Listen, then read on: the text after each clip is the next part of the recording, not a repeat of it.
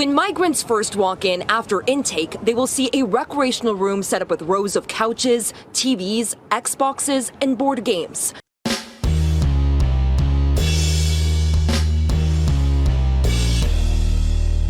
How's everybody doing? My name is Anthony Brian Logan, and today we got to talk about New York City coming up with a solution to their migrant crisis. Well, not really a solution, but a way to kind of alleviate some of the stress that the migrant crisis has caused the city.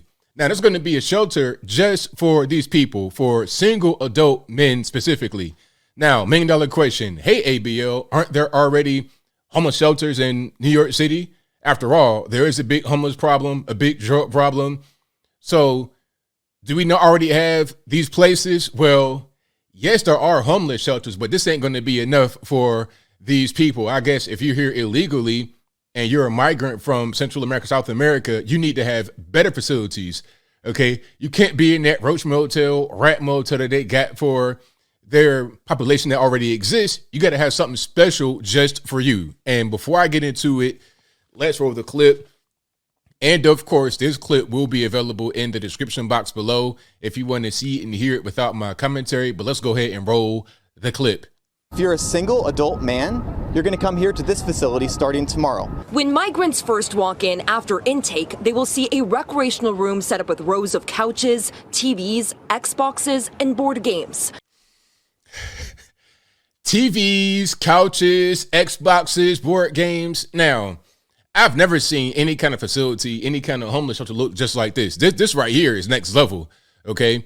If this were available to the average homeless person, you would have people that work every day for a living fighting to get into this place, okay? It's people right now that work hard for a living every single day that cannot afford Xbox and flat screen and all kind of stuff like this. There will also be a phone bank so migrants can connect with family in order to find more permanent housing. We can do that in 24 hours, maybe even less. Many times, it's going to take longer than that. It could take days. Next, there is a cafeteria that will provide migrants with 3 meals a day, and snacks, coffee, and tea will be available 24/7. Those meals are all culturally appropriate. It is South American fare.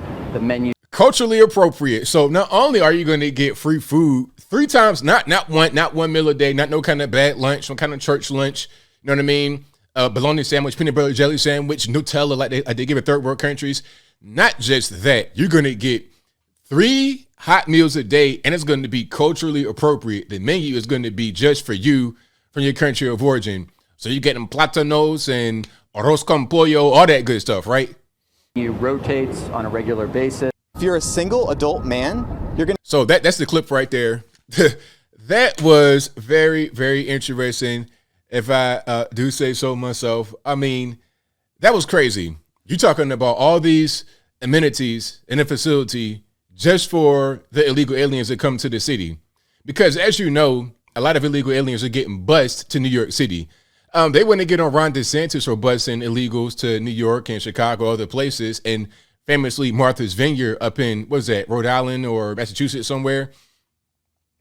They want to get on Ron DeSantis for doing that. But the mayor of El Paso, Texas, a Democrat, Hispanic male, bussed 5,000 illegal aliens to New York City. And I think 3,000 to Chicago, Illinois. It might have been more than that. It might have been like 5,000 to 10,000.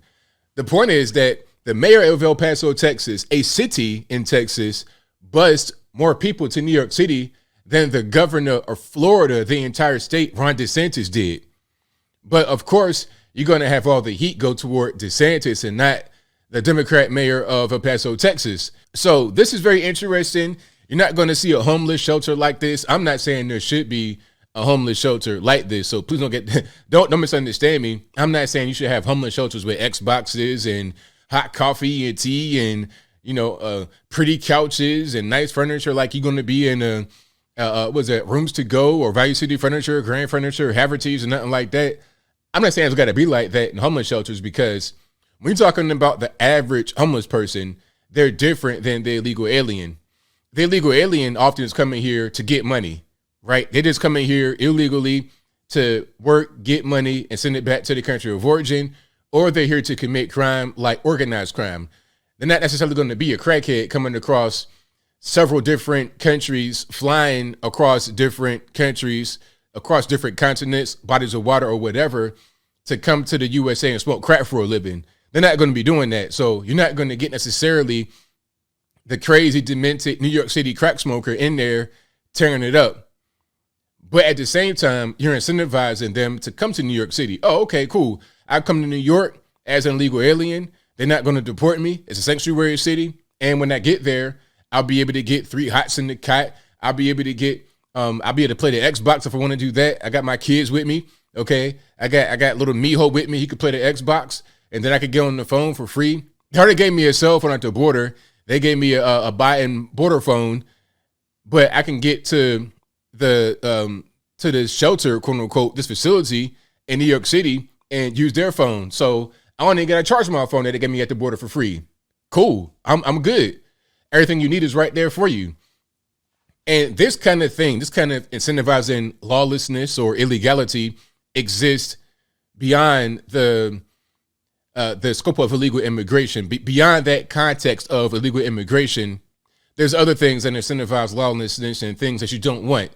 General homelessness and crack smoking, heroin shooting, meth smoking is also incentivized in a place like New York City, definitely on the left coast, California. People always tell me, well, hey, ABO, shouldn't we just decriminalize drugs? Because after all, that'd cut down the border crossing, because they won't come over and bring illegal drugs if drugs are all legal. And you're not going to have so many arrests and whatnot for small drug crimes. But you don't understand the societal impact. You know, I always tell people, if you want to see a society that has gone through the drug decriminalization, look no further than California, San Francisco, Oakland, Los Angeles, maybe even San Diego to a certain extent, definitely Portland, Oregon, free out of Washington, Vancouver, BC. Look at these cities and look at what's going on from a societal point of view. Just people all over the place, acting the fool, the bodily fluids all over it's a mess. Okay, you got a whole row of zombies right next to a bus stop where kids are coming home from school. You got kids walking right past somebody banging needles. What kind of environment is that for a child to grow up in? What kind of environment is that for anybody to live in? I don't want to live in a place like that. And when I say that, people say, well, look at Portugal. Portugal is not America. It's not America. Look right here. If you want to see how America is going to be affected by the criminalization of drugs, look no further than America, where it's already been tried and tested. Furthermore, a lot of the drugs that come across are legal drugs. Fentanyl is a legal drug. It's a big pharma creation. Now, it's regulated, of course, which is supposed to be regulated like everything else. Alcohol is regulated. Tobacco is regulated. So is fentanyl at a higher level, of course, because it's a pretty dangerous drug, but it is a legal drug created by Big Pharma. Yet that's the biggest drug that comes across illegally, and it winds up in everything. So, I mean, you're not going to really stop the border crossing by making society less able to fend for itself. You're not going to do that. What you got to do is crack down on illegal immigration, crack down on border crossings, deport them, do not allow them to come into the country, seek asylum, and don't incentivize them to be here. If you're in New York City and you got a bunch of illegal aliens, just let them be on the street. Because at a certain point, word to get out. All right, if you're going to go to New York, it's going to be cold, ain't nothing for you, ain't no point coming across if I'm going to get sent to New York City. Or if I get sent to a place that's not going to be hospitable. If everybody followed that same thing, then there would be much fewer crossings, because they watch the news as well. These illegal aliens, they watch the news. They know what's going on. People act like they're living in the mud hut somewhere and they don't have access to any kind of television, no kind of media, news. They know what's going on. They're probably watching me right now, laughing, because I already know what it is. If you incentivize them to come, if you allow them to be here, they're going to arrive. As simple as that. But I think I'll leave that right there for now. And what say you? How do you feel about the illegal alien facility they have in New York City? Xbox 360 or whatever the new one is, Xbox One X2BE. You got 3 hots in the cot, hot tea, culturally appropriate meals. How do you feel about that? Whatever your thoughts on that are, let me know in the comments below. You guys know where I stand. There shouldn't be anything like this to incentivize them to come here. The same thing for drug addicts, crackheads, or whatever. You shouldn't be having all these needle exchanges and shooting galleries wherever they want to go get high. These things just make the problem worse. They don't solve anything. You're not going to actually fix any problem with this, because what's going to happen is you're going to have more and more that come to your city to get these free resources. So all you're going to do is become more of a magnet for the same thing you're trying to solve. It doesn't make any sense. It's not a logical solution. But I suppose somebody somewhere made a big payday and got a big check written to their company for this. So they're celebrating, but the average normie in New York City is not going to be celebrating when you got some criminal aliens that come and attack them or stalk them or try to steal from them or whatever. Not a good thing. But whatever your thoughts are, please let me know in the comments below. And that's all I got to say for this video. If you like what you heard, please comment, rate, share, and subscribe. Peace.